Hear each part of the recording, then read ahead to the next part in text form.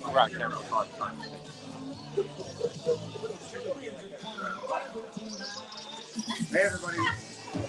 everybody, welcome back to Don DeMarco's Pizzeria and Wine Bar here at 9785 West Charleston Boulevard.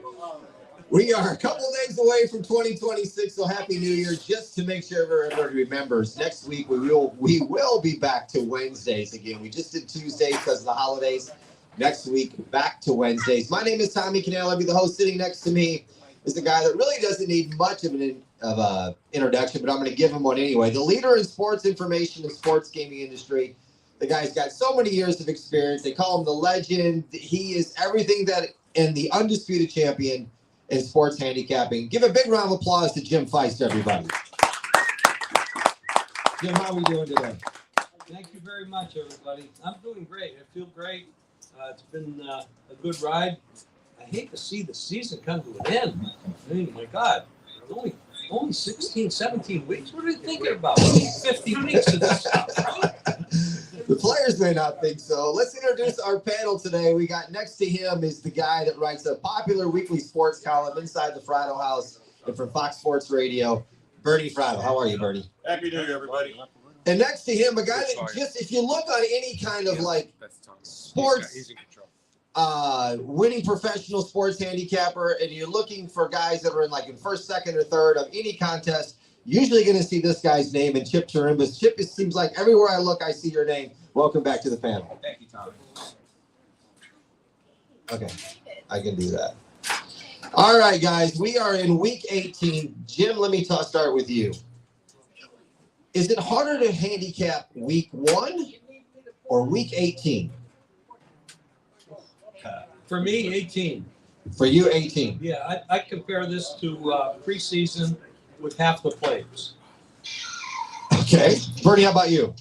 Well, I think week 18 is harder because there's significant trends week 1, like home or divisional dogs. But Jim has a point. It's similar to the preseason in that information comes up big as to who's going to play and who's not going to play. And one final thing, historically, if you just bet dogs, since 1990, week 18, which used to be week 17, you're 55% blind. Under is 56. There are a couple of angles here this week I like a lot. Okay. Chip, what about you? Week 1 or week 18 harder to handicap? Well, week 18, so many times we see outrageous numbers where a team is 3-13 and they come up a 9.5-point favorite on the road. Things along those lines. We've seen it before. And I think it's much tougher to gauge because of that. Okay. I get sucked in sometimes and go, oh, look, they want me to lay this game. Well, let's get into it. We have some games that have some higher significance than others, and Saturday has 2 of them. One, Panthers at the Bucks. Tampa is favored by 2.5. The total's at 44. It's the fight for the top seed in the NFC. Is it nearly as complex as that situation in the AFC? Because it comes down to what happens in the NFC West. But we'll get to that game next. Jim, I know you've been big on Tampa all year. They've lost 7 out of 8. To me, they just look dead. Do they have anything left in the tank to take this? Well, actually, I think I put the curse on them because I was big on them. They owe that to me. They've been absolutely horrible. The last 7-8 weeks, just horrible. They had a lot of injuries. Baker Mayfield's not. Maybe he's doing too many commercials again because that happened before when he was in Cleveland. It's just been awful. They opened 4. They're down to 2.5 or 3. Carolina's no bargain, though, especially on the road. This is a very bad division, and I think if Tampa Bay wins this game, they'll both be have a losing record.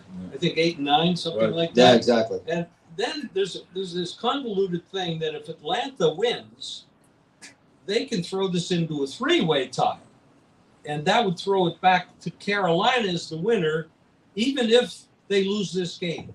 Does anybody understand that? Yeah, I heard that. Yeah, it's a weird thing. It's a mess. Yeah, it's a mess. Do you like the side? I think this game's more of an underplay. Tampa has not looked good, and they're not scoring. I would agree that it looks more like an underplay, but it opened 44, and it's still there. There's no real movement. Maybe a little bit of a movement down, but it's kind of just flat. It's not moving. Where are you at on this, Bernie? Well, the Bucks have lost 4 in a row for a reason. That offense couldn't score in a women's prison with a fistful of 50.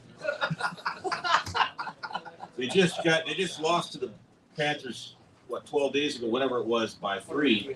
I see nothing has changed. And so I lean dog, but although I don't like teasers because you need 2 outcomes, I think the Panthers would make an excellent teaser partner.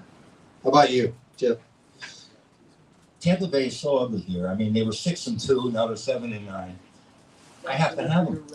Do you? Yeah, absolutely. You can have them. I'm gonna have them.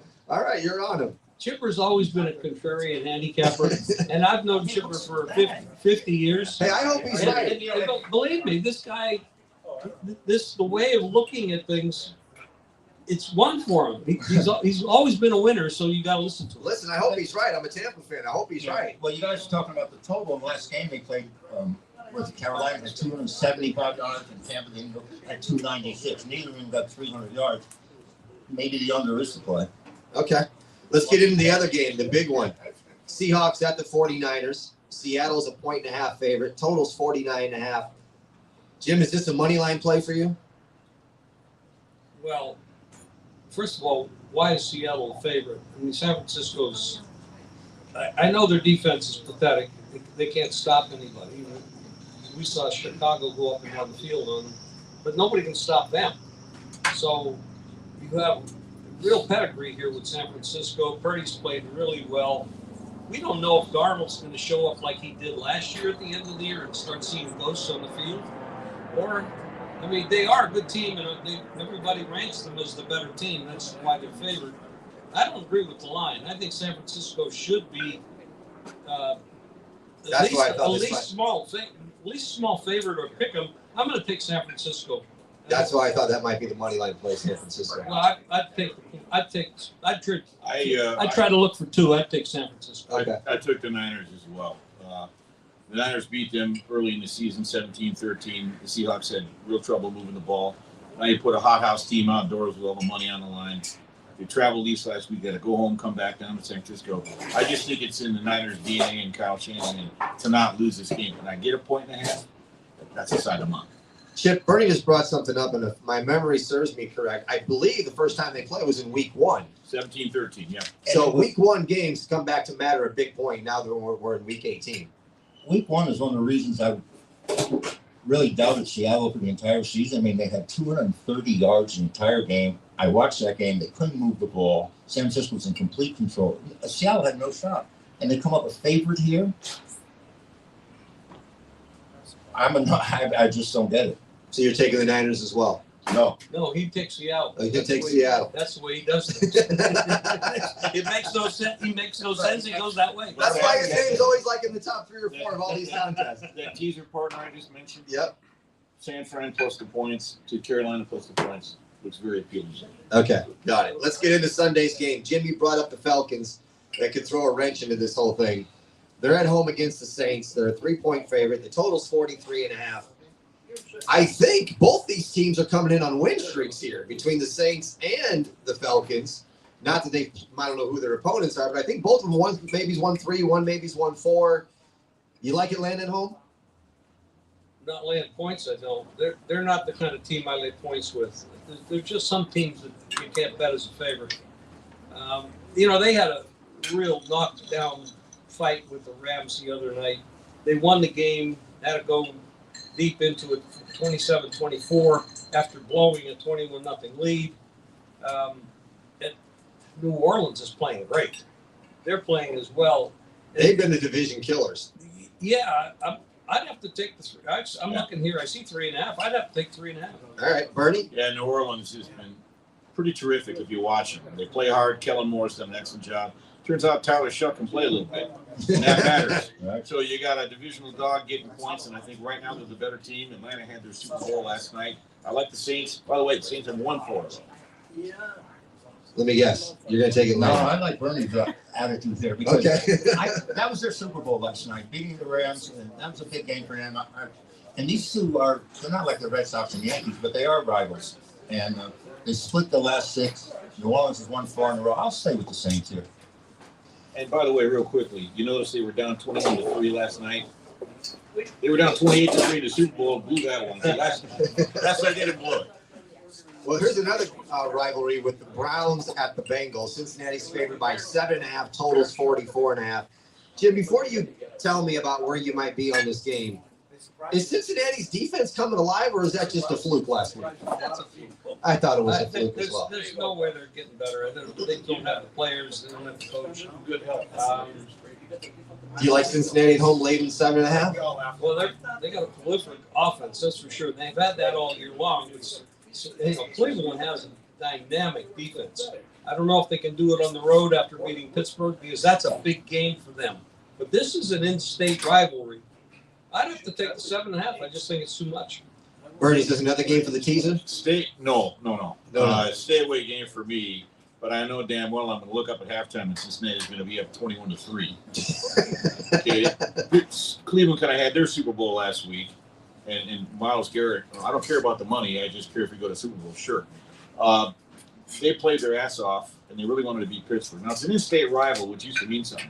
Cincinnati does this every year. You get to the holidays and they're eliminated, and they start killing teams. Right?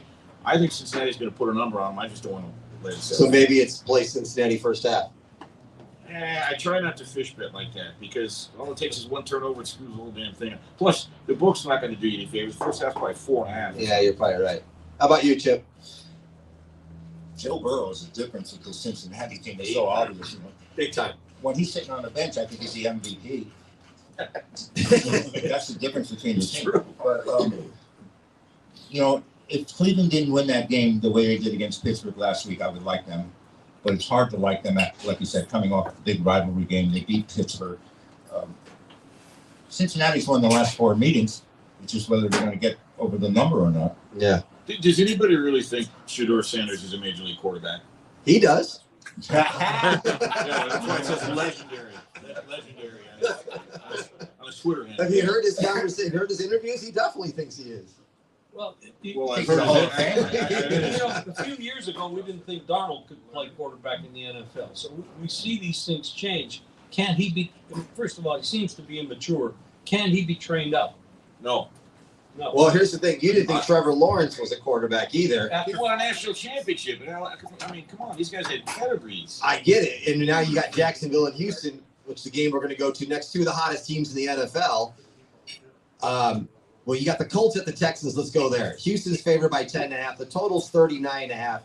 Like I said, Houston and Jacksonville are 2 of the hottest teams right now. Jim, this Houston team is dangerous. Well, they're dangerous, but they're dangerous in the playoffs. I mean, I don't know about this game. This doesn't mean anything. I mean, they're going to beat Indianapolis. Indianapolis is coming in with a rookie quarterback.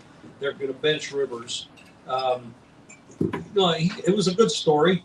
He came out, 44 years old, 10 grandkids or whatever it is, 10 kids and 50 grandkids, whatever it is. But, I mean, he gave it a shot. Great leader on the sidelines. He just doesn't have an arm. Houston's great. I mean, their defense is unbelievable. That's why I think they're dangerous in the postseason. They are. I agree with that. I don't know about laying 10 points with them. I would not do that. I'd look at the under in this game. I don't think they're going to go out there. There's no reason to put up a lot of points. Bernie, is this a pass for you? No. I grabbed the 11.5 with Indianapolis in the send-off line. The total's 39, and the side's 11.5. That takes me right to the dog. Indy will play with pride.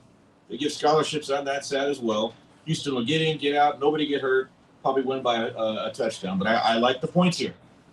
Chipper. Indy's lost 6 in a row after starting 7-1, right? And Houston's defense has been the key here. They won 8 in a row, but they've only gone over 5 times in 16 games. So it's defense all the way with them. I'd play it under. Remember a couple weeks ago when they were Houston was laying 14 against the Raiders? Yes. You talk about a hapless football team. They took them to the poll. I think Indianapolis is going to give them a game. Okay. Well, the other team I brought up was Jacksonville. They're at home against the Titans. They're favored by 12.5. The total's 47.5. Jim, is this another game you just pass on? I mean, because what's Jacksonville playing for? They have. They're going someplace. I mean, this is a good team. I know it's a good team. They're going to keep the momentum going, but I don't see them playing a full game. I think maybe a half a game. Tennessee is a dangerous team. Yes. They're going to get better as time goes on. Ward is going to get better. Give me 12.5 points in a pro game. I'm going to pick the dog. Chip, go ahead first. You had something before I go to Bernie. Jacksonville's in a very unique position. They they can actually be a number 1 seed or they can be the number 7 seed, depending on what happens with the rest of the league. But they won 7 in a row, and they've covered 7 in a row. Quietly won 7 in a row. And I think they're just going to keep on going. You take it. What are you doing? Anything with this game? I would like Jacksonville. Okay. Interesting, because I'm probably going to grab the points. I think it's an overlay. If this game was played week 9, it wouldn't be 12 and a half. Final week of the season since 1990. Teams that are basically eliminated playing against teams who have to play for something, 61% against the number. I think it's an overlay. I may look foolish.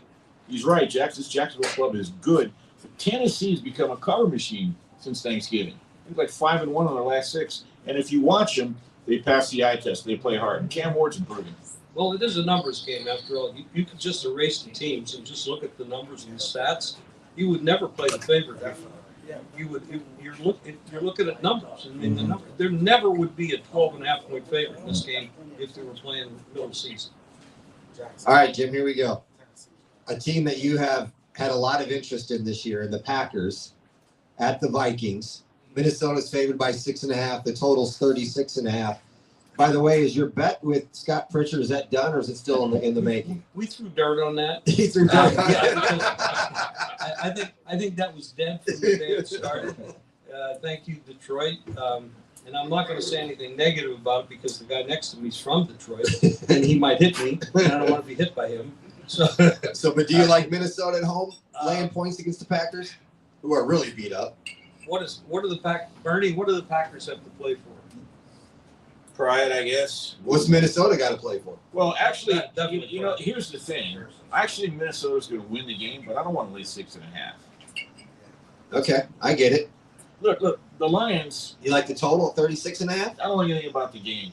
I just watched the Lions, a team I covered for 10 years, lose to a team with a quarterback threw for 3 yards. Rosmer threw for 3 yards. 6 turnovers kind of helped the matter. So this is one to, have your favorite beverage and watch, and it really doesn't matter. How about you, Chip? Well, Green Bay's chopped 3 in a row, and they're secure in their playoff position. And I don't know if Love's going to play. And I haven't been. They've only covered 5 out of 16 games as it is. Minnesota's won 4 in a row. The average 6. I think that's a big number. Number. I would lay it. We don't know who's quarterback in either one of those games. We're not really sure who's going to quarterback. We're pretty sure it's Rosmer. Yeah, but what about the other I side? think Malik Willis. Oh, that's terrible. He threw for 3 yards against Detroit and won. Well, yeah. 3. I mean, look at that quarterback And matchup. that was a good day. Willis and Rosmer. That's how efficient he is. He only needs to throw for 3 yards. I mean, it sounds like an I had him attorney. on my fantasy team. No, that's not true. All right, let's move on to the Cowboys at the Giants, an interdivision game. Dallas is favored by 4.5. The total's 51.5. And we got to give props. I mean, our Dallas Wait a guy minute. comes in. We got the guy over there. Yeah, Oh, go Giants! Better draft pick. He brought in some kind of helmet. I mean, I've never seen anything like this before in my Yeah, life. that is a unique That's thing. maybe a one of a kind. Yeah, you can't tell that he's really he's a Dallas fan at all. But Jim, do you like Dallas here laying 4.5 on the road at New York? Dak, I mean, I see no reason why Dak and company are going to lay down. But the Giants, obviously, they don't care about the draft pick because last week they came out here and knocked the hell out of the Raiders, who obviously do care about the draft pick. The Giants are going to come to play, and it is a home division dog. I'm going to take the Giants. Bernie. I don't like to go against Jim. I love the guy, but I actually like Dallas here because you wake up and score 24 points, they fall out of bed. And I don't, the Giants are probably plumb tuckered out for being the mighty Raiders. It feels like a 27-17 game to me, seriously. So I laid the 4, not the 4.5, but I laid the 4. Jim, what's the total on this game? 51.5. I played over. I mean, Dallas are going over 11-4-1. The Giants are going over 10-6. The last time they played was 40-37. 478 yards for the Cowboys. 500 yards for that Giant offense. I'll play it over. I agree with Chipper. It does look like a You like the over too? Yeah. All right, Jets at the Bills. Buffalo's favored by 7. Total's 38.5. Before we get into it, Jim, do you like the call going for 2 or not? Oh, boy, that's a tough one. At home, all you do is kick the extra point and you go into overtime at home. Do you really want to go into overtime? I mean, if you With Josh Allen? If you're getting Well, 1.5, going for 2 is great. The first half was all Eagles. The second half was. What did he say? Say it again, Chip. So if you're getting 1.5, going for 2 is great because if he makes it, you win. If he doesn't make it, you win. Yeah. Okay, he answered the question. I would go for 2. I think with that team, you go for it. I mean, they were manhandled in the first half. The other team has a better offense, better defense, not better quarterback, but you don't want. Why go into overtime? I wouldn't do it. Bernie, let me ask you this on that same question. Yes. Because here's the next question from that. They chose to go for 2.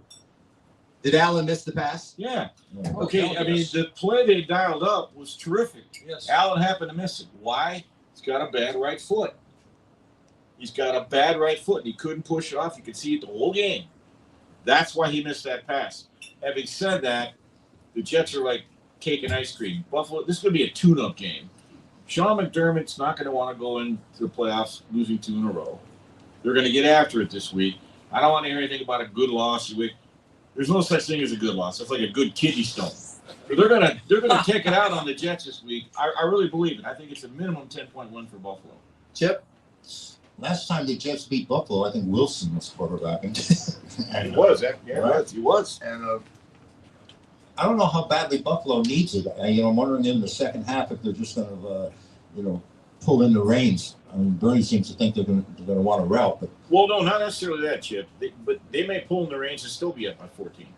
easily. Yeah, but if he has a bad foot, why would you put him out there to play and not give him rest? If he actually You got has this a thing bad called foot Toradol. that made him miss a pass, Yeah. then why wouldn't you rest him? Well, I- these I guys think- are born to play football. If they rest him, it's only going to be in the second half they get up big, I think. Okay. That's my call. He's going to start and play at least a half, Jim. Probably more. Well, the Jets can't figure out how to play it, even if the other team doesn't put any players on the In the field. here's the answer to your question. It's a tune-up game. They're not happy that they got shut out by the Eagles for 3 quarters. They need to get some things straight before they go into the playoffs. So I think it's a tune-up game for the Bills.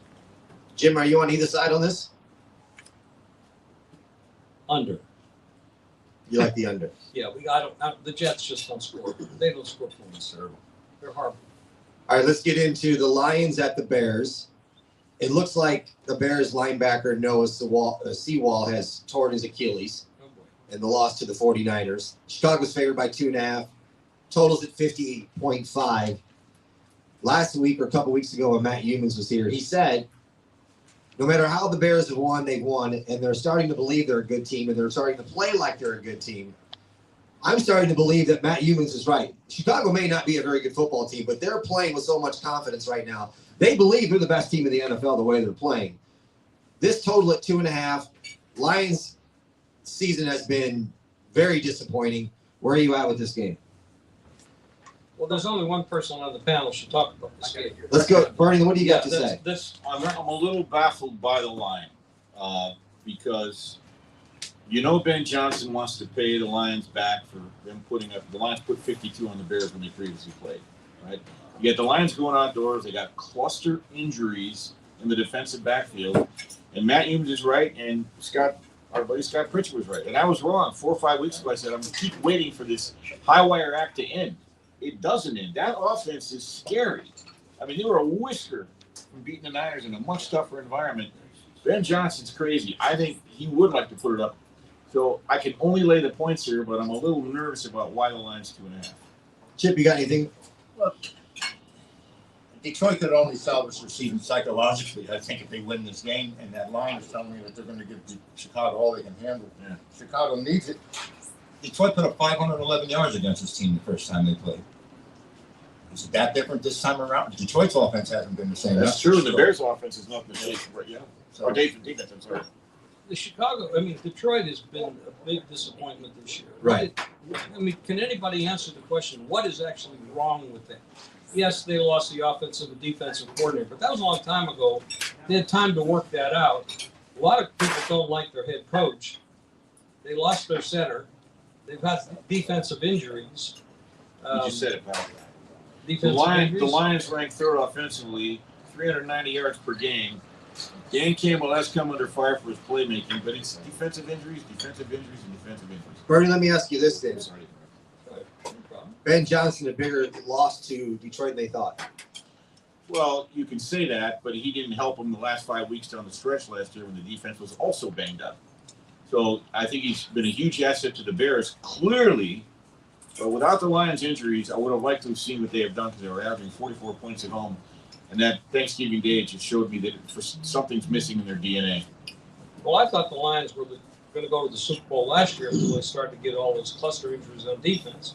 And they were a great team last year. This year, they again have defensive injuries. So and this is probably the end of them because these guys get older, they move on, et cetera, and they still have issues. They're going to have to replace the offensive and defensive coordinator because this year it didn't work. Mm-hmm. Big offseason for the Lions. We'll see what they do. Yeah. Let's get in the Chargers at the Broncos. Denver's favored by 12.5. The total's 37.5. This game, I think, opened up at 3 or 3.5 and moved up. Is that right?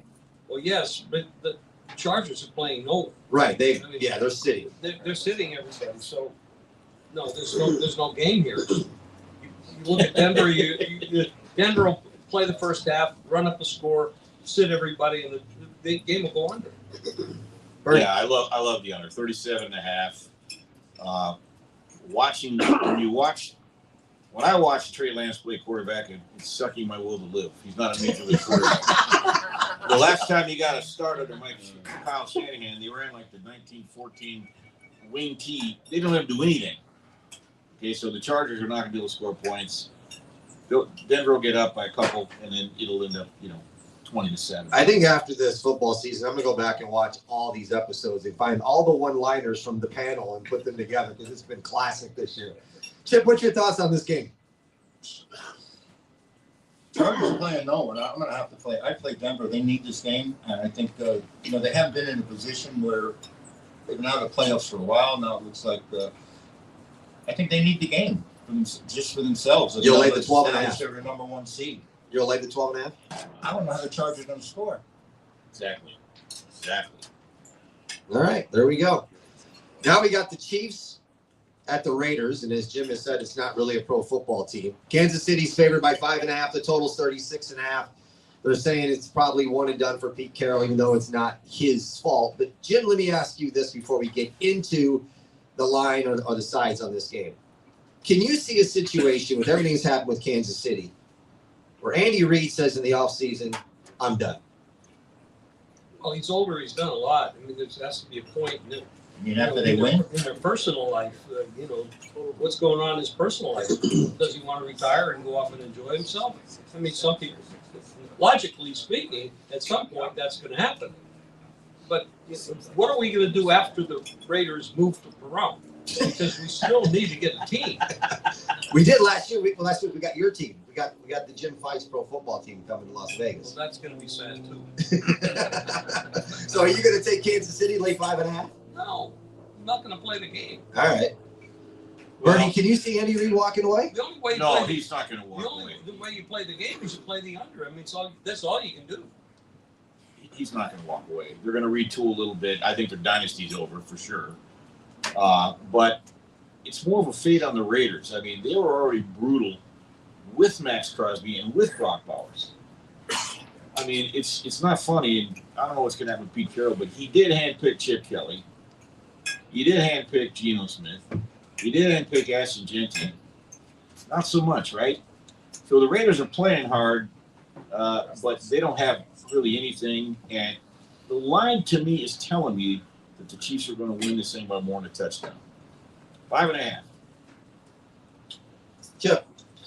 Well, I was at the Raider game on Sunday against the Giants. I'm sorry. Did you I stay? had to leave early. I was going to say, how long did you last? What was the over-under? Did you make it 3.5 quarters? That's the over-under for the fans. The best thing I can say about the Raiders is that pitchers and catchers report in 45 days. That team's terrible.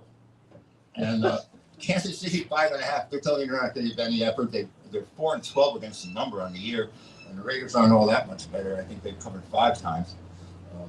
Ugly game, just something I really don't want to be part of. And I don't want to get suckered into playing this Las Vegas side, thinking Kansas City's not going to do anything because they really are terrible.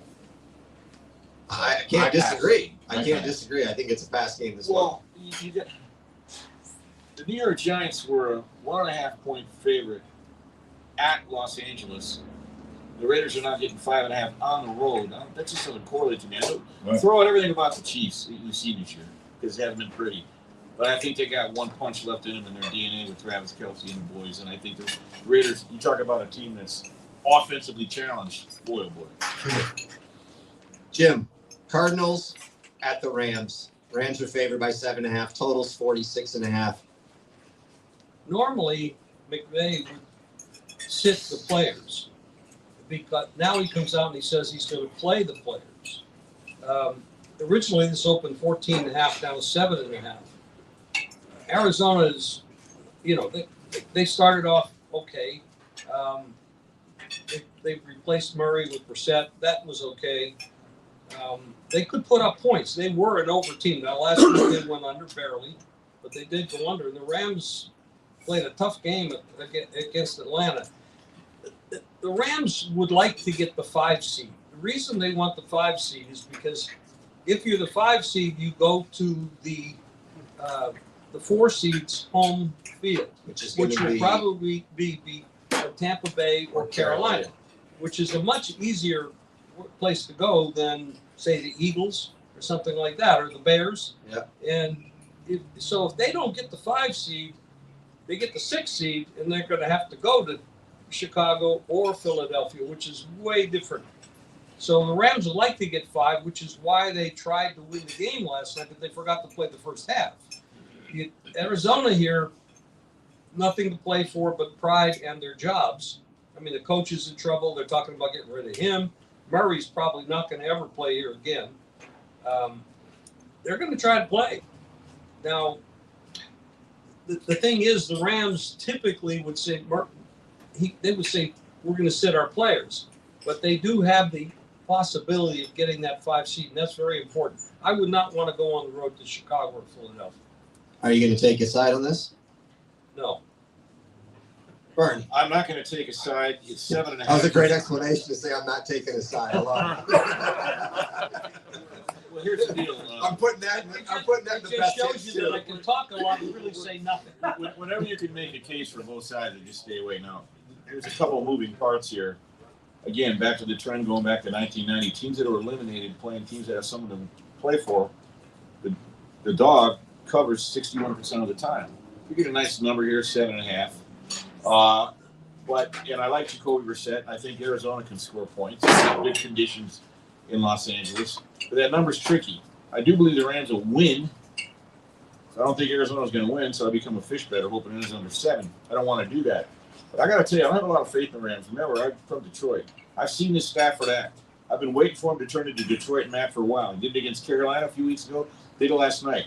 32 career pick sixes. Did anybody notice, even after everything, he missed a wide open guy on a pylon route that would have won the game with 30 seconds to go? He's not a closer like everybody thinks he is, okay? How about the game against Seattle they lost? Real close a couple weeks ago. Their last 5 drives, no points. 3 of the 5 were 3 and outs. I don't think this Ram team deals with pressure that well. They're going to feel pressure Sunday. So Arizona's going to give them a battle, because I just don't like that number. It's a little tricky at 7.5. That tells me Chip's going to take the number. Not really. No, Arizona's lost 8 in a row. Right. They've only covered once in those 8 games. Anytime I've been on them, they've been terrible. And I really, there's certain teams you just can't win with, or they just don't come to play when happens to me anyway, when I happen to have them. And Arizona's one of those teams. The Rams need this game pretty badly, I think. They've lost the last 2 in a row. I think you just want to get them settled. They've won 7 of the last 9 decisions against Arizona and covered. So I would lean toward the Rams. I just don't think Arizona can play. And by the way, that pick 6 you were talking about, he's going to retire, Matthew Stafford, with the most career pick 6s. Right, 32 in his career. Of any NFL player. And counting. Yep. And the guy who caught Favre it, Jesse Bates, who's a very good safety, picked him off in the Super Bowl too. And I still look back, if Jaquaski Tartt could catch a little floater, never even go to the Super Bowl. Let me ask you, what's the possibility of the Rams playing the first half with their starters and then backing off in the second half and having a backdoor cover? Good I possibility. think they're still better. But Jim- you're right. Jim, it's been a long time since there's been this much intrigue involved in the race for the #1 spot in the AFC playoffs. You got the Dolphins at the Patriots. New England's favored by 11. The total's 45.5. What is your thoughts on this whole AFC side? Do you like the Patriots here, and who do you think is going to be the 1 seed? Okay, so let's look at who the possibilities are for the 1 seed. It's not going to be Pittsburgh or Baltimore. It could easily be Jacksonville. Could easily be Jacksonville. Yeah. But New England's not going to lose to Miami. Miami's playing better lately. Yeah, but the bad part about Miami is they don't like cold weather. It's not usually tropical in New England this time of year. So, You think Denver's got a shot? well, of course they got a shot. They're a big favorite. Yeah, of course they have a shot. That comes down to the tiebreakers, I guess. I really Probably where it's going to go is the tiebreakers. Are you gonna take 11, or are you gonna lay 11, or stay away? I would take the dog. Bernie? I'd take the Miami. Well, be like Mike Vrabel, not Mike McDaniel. They're Not gonna Michael win. Jordan? Remember that commercial. Roll it up. Look, Vrabel's got this team humming, and I think Drake May's the MVP of the league. I really believe that. Now, New England will win. Will they cover the 10.5? I don't know. It's a complete stay away game for me. I'd be more likely to observe them covering the 10.5. I just don't want to lay double digits in the NFL, pretty much ever. Chip, who do you think is going to be the 1 seed in the AFC after this week? New England. Okay. I agree with Yeah. you. I know New Not- England. He's not going to take his foot off the pedal at all. I mean, Nope. they don't take a play off. This team has come from virtually nowhere, and they really like winning. I mean, it's tough to go out there and get beat week after week. And these guys come to play every week. They won last 4. I wouldn't play the game. I don't play double digits for the most part. Sure. Vrabel's got him in playoff mode now. He is, like he said, he's not going to take their foot off the gas. He wants them to enter the playoffs on a high note. A lot of people like to play teasers. And we had a guy on the show a couple of weeks ago, Lou Finicaro, that likes to play 10-point teasers. So we have some big favorites. And I'm asking you here, Denver, Jacksonville, New England. What do you think? 10-point teasers. Well, I know Lou, and knowing Lou, he probably is very successful at that. He is. I don't like teasers as a general rule because you need 2 outcomes, and with that, you need 3 outcomes. But boy, you look at that and say, how could one of them lose? And then, well, it's the National Football League. So I just think there's better ways for me to invest my money. But I respect Lou a lot, and that's his jam. He makes it work. It's not for me. How many people had Detroit on the teaser last year, Boom. laying 9.5 against Washington in the first one? How about the Rams last night, maybe? Yeah, there's another one. Yeah. Jim, let's talk about the Commanders at the Eagles. Philadelphia is favored by 7. The total's 41. Division rivalry. What's Philadelphia going to do? Show up? I don't believe there's any reason for Philadelphia to be excited about playing this game. It went from 12 down to 7. The Commanders are going to play. But let me say something about Philadelphia. I think Philadelphia is a very dangerous football team that nobody's talking about.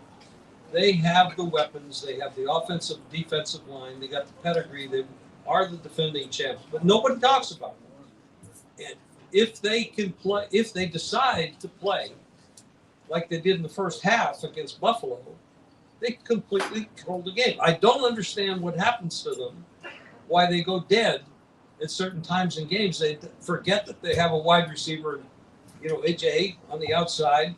Hurts forgets that he can throw the ball. Hurts forgets that he can run the ball. I don't understand their play calling. Their whole mentality is a mystery to me. I think Washington probably covers this game and is probably low scoring. But Philadelphia is very dangerous. Bernie, you agree with Philadelphia is dangerous? Very much. They've been playing with the food all year. I think you're going to start to see them take the wraps off of Jalen Hurts. They'll have design running plays for him. Their defense is extremely formidable. They just proved it in Buffalo last week. I do believe the starters will play for at least a half, and I do also believe that they're going to rest their starters as the game goes on. So it's a stay-away game for me. Chip. Well, I definitely think Philadelphia's going to win the game. They've won 8 of the last 10 times against this team. Washington's lost 9 of 10. Whether they get there or not, that's a whole other story. What Bernie said about teams that are going and teams that are not going, we've been playing that for quite a while. And so a lot of these games here, we should be on an underdog, and here I am saying I like the favorites in all these games. But, I just don't know. The differential between some of these teams that are so bad this year, I mean, you just can't compete. The Raiders had to have 6 or 8 games where they weren't even competitive in the game. Just think about this, and I know you guys all know this. In the NFL, you pick winners, you're going to win. The line doesn't come into play that often. Maybe 2 or 3 times a week, tops. Some weeks, once.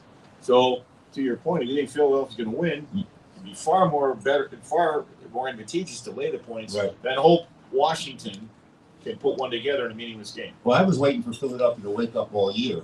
I'm saying, now they've won 3 in a row. Maybe they weren't all that impressive, but they've won 3 in a row. They might be clicking at the right time. I think it's by design. I'm still trying to figure out if Jalen Hurts is any good.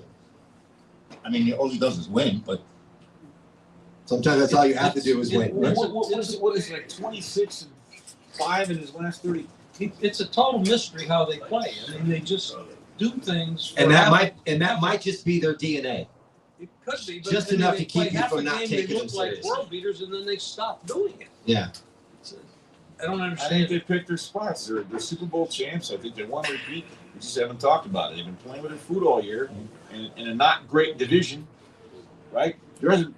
By the way, they're the only repeat winner. In 22 years? Yeah, something like that. Yeah. I There's think, somebody to be said for that. I think Dallas is in that division. Isn't that right? Go Giants. Jim, Sunday night, Pittsburgh could have claimed the division title with a victory over the Browns, but that didn't happen. Baltimore has been hoping for one last shot at turning around their season that began for 1-5. But this is a team that has dropped 3 of its last 5 games. Baltimore at Pittsburgh. Ravens are favored by 3.5. The total's 41.5. All eyes are going to be on this game on Sunday night. Give me your thoughts. It's a hell of a game. And how do you make Baltimore a 3.5-point favorite in this game? I mean, Vinny's not here. I can't ask him. the history between these two teams is amazing. 3-point victories are normal, and slugfests, slobber knockers. I mean, under obviously is an under bet. Now you want to bet a side. You think it's a pick'em game? It should be a pick'em game. Okay. Should not be a 3.5-point favorite in this game. That's my opinion. Now, Pittsburgh without their best wide receiver, who happened to punch a fan, which was ridiculous, and he got suspended. That really limits them. But Lamar Jackson, I don't know if he's going to go with the backup. They played well last week. The running back, I don't know how the coach sits him. One game he forgot to put him in the game. And he says, "Oh, I forgot about him." Well, come on. They might be moving on from Harbaugh. There's a lot of problems here with these two teams and their coaching staffs. So there should be a lot of changes in the offseason. But right here, I'd have to be on the dog and the under. Bernie. I'm on the dog. Several reasons. First of all, we don't know if Lamar Jackson's going to play. But even if he does, what version of Lamar Jackson are you going to get? This is a de facto playoff game. Lamar Jackson's career is 3-5 in the playoffs. 10 touchdowns, 7 interceptions, 55% completion, 68 passer rating. Not good. He's not good when it comes when you need him. I don't trust him at all. Then if you just look at the history of this series, no matter who's on the field, the underdog blindly, 25-7. Harbaugh and Tomlin have gone back and forth many years. 25-7, that's 78%. You give Tomlin points at home, he's 74%. You give him more than 3 points, he's 26-3, 87%. I think Pittsburgh, I love that they looked so bad last week, and Baltimore kind of looked good with Tyler Huntley and just giving it to Derrick Henry. Watch the reverse happen. I really like Pittsburgh in this game. Well, the good news for Pittsburgh is they didn't allow a touchdown last week, and the bad news is they didn't score one either. They've beaten this team 7 of the last 10 times they played them, but if you go back to week 7, we'll do the show, and the Colts, the Ravens were 1-5 at the time, and they were still favored to win the division, and this is why, because that division's terrible, and they have a chance at 8-8 to win the division when they were out of it and had no chance. I don't know where to go with this right now. I'd like to know where the money's going. I think Bernie said in the beginning, in week 18, you bet the dog and the under. And I think that's Yeah. what you need to do. I actually, It's been an under a year and a dog year. I mean, just- Bernie, do you think Pittsburgh wins this game straight up? yes. Could I be made of? Sure. Could I be wrong? I'm wrong 3 times a day before breakfast. But on this one, I like my chances. All right, we got some time for some questions. Who has Scott Pritchard? Go ahead. I can't remember a time when we've had more parity going into the postseason than we have now. Especially, I feel strongly the Broncos, not the Pats, not the Jags. Broncos, we see as one. Don't know if that means anything. NFC. One quick comment, and I want to get your feedback. I feel strongly that the NFC will be the Bears. Number 3, Philly. Number 4, Tampa Bay. Number 7, Green Bay. The winner of Seattle and the Niners will be number 1. But the crazy part is for you Rams fans, Vegas is the second favorite to come out of the NFC. I think they're either 1 or 2 personally. But if Seattle loses, they drop to a 5 seed, which means they get a 5 because they get to play Tampa Bay. But if the Niners win, they're number 1. But if they lose, they drop to 6, meaning the Rams get a 5 as a 5 seed against Tampa Bay. And in the second round, they play Seattle. Do you really think the Green Bay Packers at 7 are concerned about going back to Chicago? No. Agree or disagree that the Rams are still number 1 or number 2 to win the NFC? Well, first of all, you used the word parity. Are you spelling it P-A-R-O-D-Y or P-A-R-I-T-Y? Because you got the Raiders. Look, I'm not sold on the Rams. You're dead right on the Bears all along. Props, or check that. On the Packers all along. Props to you. You know what the Rams are. Trust your eyes. They tell you a lot. They're getting money because they're a media darling play. Because everybody's made it a media darling play. So all the lemmings are lining up. I have no faith in the Rams. If they go on the road at Philadelphia or Chicago week 1, they'll be packing their bags. That's the way I see it. My opinion. Let me ask this before we get into another question. Bernie or Chip, take this.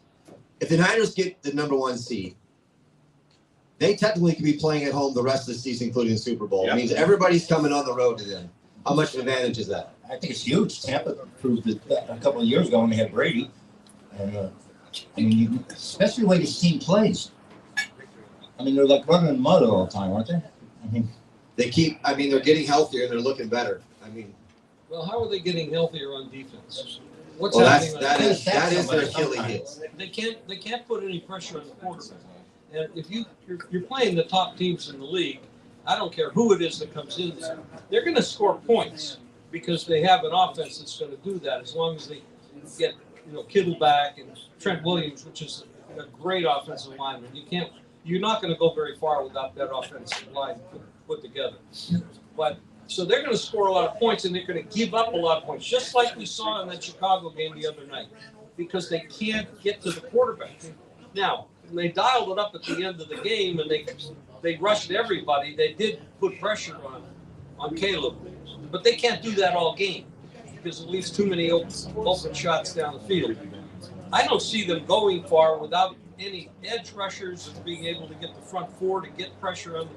So I don't care if they play at home or not. They're just not going anywhere unless they can find a way to get pressure. I want to piggyback on something Chip said that ties into the 49ers and motivation.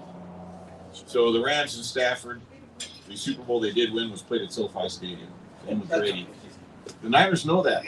They know that. That's just a little additional motivation. They win this game, they'll have the rest of the season at home, have to get on a plane, including the Super Bowl. I think that matters. shouldn't that be reflected in the line?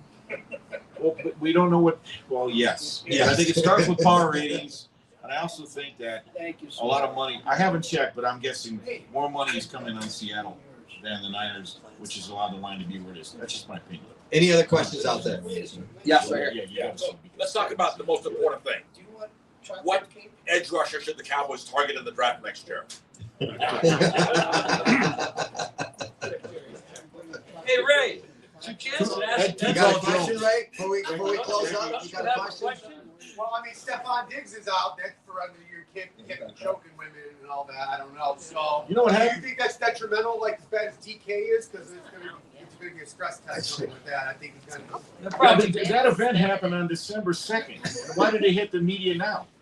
Well, because they didn't want it to hit the media. They kept it internal.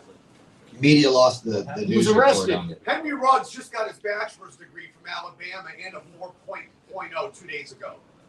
Ask Alabama, it's true. It was in the Daily Mail. It's the media. I don't think Ruggs is playing this week. I gotta check the injury report. I'm pretty sure Ruggs is. All right. Any other last questions before we close up shop? All right. Next week, we'll be back on Wednesday, January 7th with Lou Vinicario and Brady Cannon. We want to thank Albert Scalliot and Don DeMarcos for hosting the show. Jay Lore for giving away wine after the outro. Guys, stay tuned. We will give away some wine. Round of applause for Chip Chimbris, Bernie Fratto, and the one and only Jim Feist, everybody. My name is Tommy Canale. We'll see you guys next week. Happy New Year and good luck on your bets, everyone.